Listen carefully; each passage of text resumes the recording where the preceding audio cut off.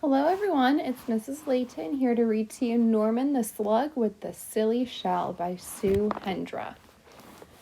Norman the Slug thought snails were great. Wow, said Norman, look at them. They're amazing. But unfortunately, the snails didn't think Norman was great. Whee! Crash!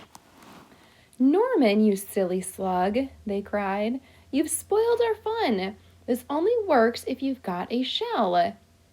Norman felt left out. Sadly, he skulked off into the moonlight. If only I had a shell of my own, he sighed, looking at his reflection. And that's when he had an idea.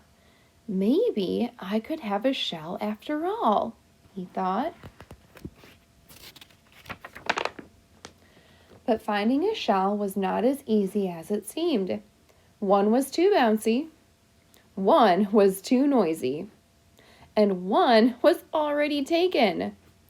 Norman needed time to think. Ta-da! A shell. It was perfect. Norman had never been happier. He could join the snails at last.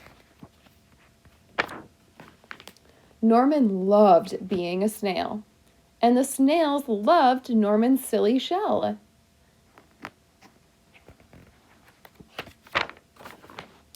But the fun didn't last for long. Suddenly, there was the loud flapping of wings. "Look out! Bird!" cried the snails in panic. "Quick, slither for your lives, or we'll end up as supper!" But the bird was more interested in Norman's silly shell. It looked delicious.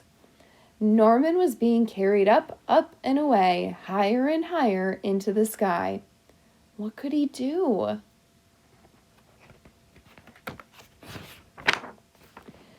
Norman did the only thing a slug could do.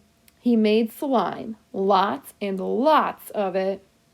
With a slither and a slother, a slip and a slide, Norman was free.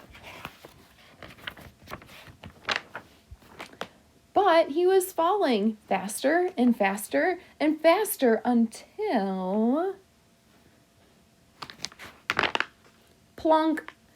Norman, are you okay?" asked the snails. "Wow," said Norman, "that was great. I love flying. If only I had wings."